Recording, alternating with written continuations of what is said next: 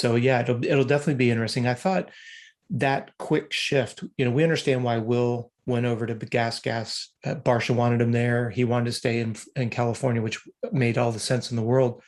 I still haven't heard why Seth didn't last at It Star. seems like a real weird move to go. Was real quick. Yeah, Because and that from a was, championship yep. to that other team. And I'm not saying that team's bad. In fact, with this new owner, they may even be really good. I've heard they're going to go with a 3-rider team of Savachi, Max Anstey, and what's the third guy? McElrath. Okay. That'd be a solid team. Yeah. Well, and then if you put that over there, you've got with Michael Byrne leaving to go to work with Cooper Webb, so now Seth goes in there. I'm sorry, who'd you say there's McElrath, Anstey, and Joey Savachi is coming back to that team. Okay. So I don't think Seth has worked with any of those 3 riders, if I'm not mistaken. So that's always, sometimes change can be good. Seth could bring a new breath of fresh air into there, maybe the way they look at training or whatnot. I never quite, because Michael Burner was he was known to be a good, hard trainer himself. He's physically hard. I don't know if he was doing the physical side of it. I could text around for some people that I know. I'm not quite sure what that dynamic was over there at Butler Brothers, because obviously Forrest raised him and his brother both, so they had that background. Burner, of course, brought a lot to the table, both as a manager. I think Forrest was the team manager, right? And then I believe, I'm not sure. I don't know the whole history of that team. I'm trying to think. I think Forrest manages it. Then you have Burner was the trainer, and it would make sense since Burner went out with Webb. So yeah, those two teams kind of have a unique dynamic change. We know Will went over to Gas to be with Barsha and Mosman, which is cool, and Pierce Brown. Then you come back over, you've got Seth now. When I say here, because I'm in Florida, you've got Seth now here. They're training out of Chad Reed's place. So that's all those Florida places just shuffle around. It's crazy. Like they change names, owners. Well, it's pretty simple. The guy that bought Chad Reed's old place is the same guy that is the investor into the Butler Brothers. So they call that the 83 place now? 83 compound? 83 compound? I think so. Compound. Yeah. I dropped my Helen article this week. Did you get a chance to check that out, Coach? Yeah, I did get a chance to check it out. And I thought it was interesting how when you did the YouTube about, it didn't get posted where we thought it was going to get posted. Yes, I was disappointed. And then the comments below that about, thank you for having the courage to bring it up. You and I have shared screenshots with people who send us some pretty visceral DMs as if we're out to try to, undermine the sport. And I've shared with you some of the nasty ones I got about what is your intention. And I always type back the same thing: to make the sport better. And I love that that's what you conveyed. My point in bringing this subject up is I loved the comments because people gave you props and credit for just trying to discuss and try to create. I know 2 people who own tracks that essentially lost their tracks or lost the huge financial nut because it didn't make financial sense for them. And then in doing so, look at WW Ranch having a national, then they stepped out of that system. And then the amateur qualifier was taken away from them.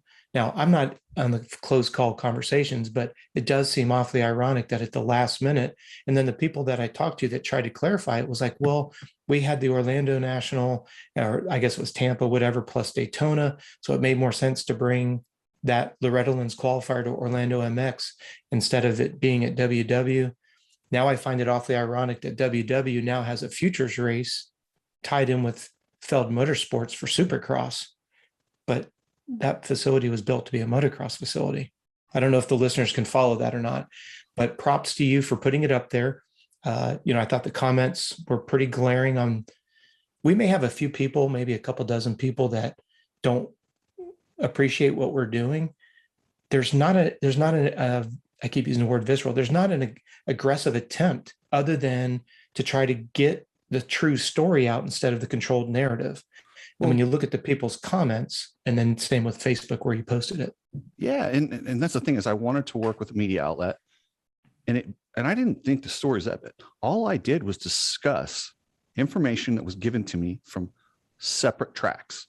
I combined all that information The contracts for every race are slightly different, but it's that same base of 50,000 for one track, 100,000 for another track is that lump sum that they pay to MX Sports. And then I go through the expenses, and it just, to me, I get frustrated when people say, oh, we're just thankful to have the race. It looks so good, the TV coverage. And it does. It looks amazing, Coach. If you didn't know anything about motocross and you just watched it on TV, you would assume all 40 guys are career racers, right? But then the fact the guy that it's in sixth place, Cody Schock, doesn't, I mean, you could make more, nothing against anyone that works at McDonald's. They do pretty well. They make more money than Cody Schock did. And in the stories that got DM'd to me, I'll just share one. Do you remember the Grags? They had a car crash and two of them passed away. Cody Gragg and his dad. Yep. They did a benefit at one of the nationals. This one made me laugh. And they were taking half the money for a 4-lap race and giving it to the purse and half to the Gragg family. It got so high that you were making more money for that race than the national. And Davey stepped in and said, no, we got to split it up differently. You can't have the guy win a 4-lap race and make more than Eli Tomac. Oh my goodness sakes. But there's no money, Coach. And I'm just like, yes, there is. Yeah. And the funny thing is people think I'm trying to take it from MX Sports. I'm not. This is everyone needs to be healthy to grow situation. They always preach, let's grow the sport. It's bad for the sport. This is for the sport. You know what's good for the sport? If riders are healthy, tracks are healthy, and the promoter's healthy. If they're all three healthy, this thing will grow. And guess what? Whatever nut they've got right now is probably a lot of money, but guess what? It can be more and it can still be healthy. That's literally all I've asked for. And you've seen some of the texts back and forth where it's been frustrating trying to convey that message. And people ask me, what am I doing it for? I'm doing it for the kids coming up. They're 15, 16, 17. They walk through the pits. You see these big rigs, but you don't know they're financed to the hilt. It's Michael Lindsay paying with his own credit card. It's fake. So what I want to do is make it real. So all that life dedication, you can actually have a sport. That's all I want. I just want a real sport. Well, let me take our listeners back just a little bit to the 10,000-foot view. When we're talking, we are not talking about redistribution of wealth. And when we are talking about, and if I'm not doing a good job of explaining this, please, for the sake of the listeners, clean me up, okay? We're stepping back and we're saying, okay, we would love the sport of motocross and all of its riders that we all love to watch. They're badasses on a motorcycle. We know the inherent their risks, lives, everything that they're willing to do. Yeah. And then we go and we look at another established sport, football, baseball, whatever the sport may be. And then if people would just stop, before they start making some snide comments below, think about the comment. What we're doing is looking at a model that works, looking at a model that doesn't work if you're in the eyes of the perspective of an athlete, and going, okay, the prize purse hasn't changed in umpteen years. The dynamic of the way the money flows hasn't changed in X amount of years. Take the faces off the shoulders and just look at the model. Look at what we're talking about, motocross and supercross, and let's look at the model.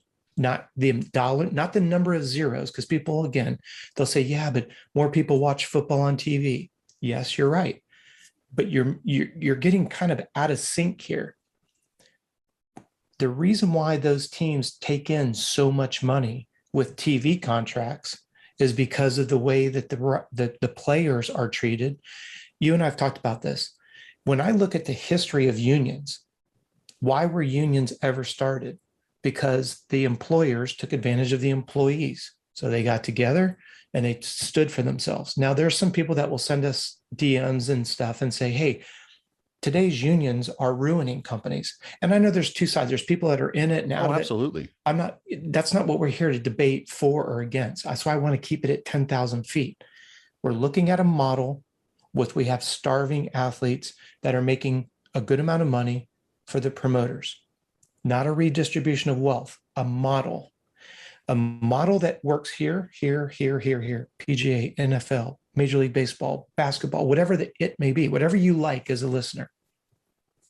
If you just take the cash flow, somebody hit me up and they sent me just a diatribe of information around bull rodeos, excuse me. And he walked through with me how simple it could be if we just modeled 20% of the rodeo model. And I'm not going to bore the listeners with it. My point was, it wasn't me, it wasn't Cooksey, it wasn't Hopper saying, oh, we're going to try to pin these people to the board. It was a listener who sent me this and said, this is what you guys are trying to emulate. I said, not me. I don't own a race series. What I'm asking is, what would it take for the promoters to look at doing it differently? And of course, the guy said, well, you're an idiot. They're not going to, because they're making good money. I don't care about who's making the money. I'm worried about the model that doesn't support those that we all love to watch and race. And I know we've all said it numerous times. We are the only sport that our top athletes pay so that we can enjoy the entertainment. So that's what we're trying to get at, is the model that we have doesn't work for the people that are out there. Now, when we step back and we look at the 10,000-foot view, when you put your article out there, I've said it in 2 shows and I'll say it one more time. What was the gist of the article about Brock Tickle? Why was he left out high and dry? That was the gist of the article. Yeah, I could care less what drugs people use. I just don't want to That's see not one what the person article was singled about. out. It was That's all about it him is. being singled out and KTM not standing up for him. And that's what I find ironic about this article. All you did was you went to Bud and said, why are you not on the series? He said, do you want to know?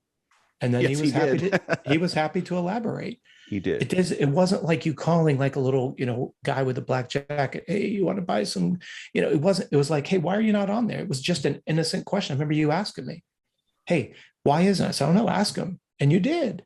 And next thing you know, he's like, well, do you really want to know? And you thought he was joking. And then, oh no, he gave me all the info. Went. Yeah, he gave me all the info, and it came down to $88,000. And if you look at it, this is a guy that's been out there, and their entire crew that's been out there for forever, as you articulated in your article. And if one of the most historic tracks can't make it work, that's what starts to ask, a lot of questions. And I thought your article did a good job on it. It just, like you said, read it for yourself and make your own judgment call. And then based on the feedback, most people thought that doesn't make economic sense. You're right. Here's That's the thing, point. though, and I get some people going, well, that's totally legal. Yes, it's absolutely legal. My question is it right? I'm not asking whether it's legal, because absolutely it's legal. But it's just, is it good? Is it going to grow the sport, or is it going to butcher the sport?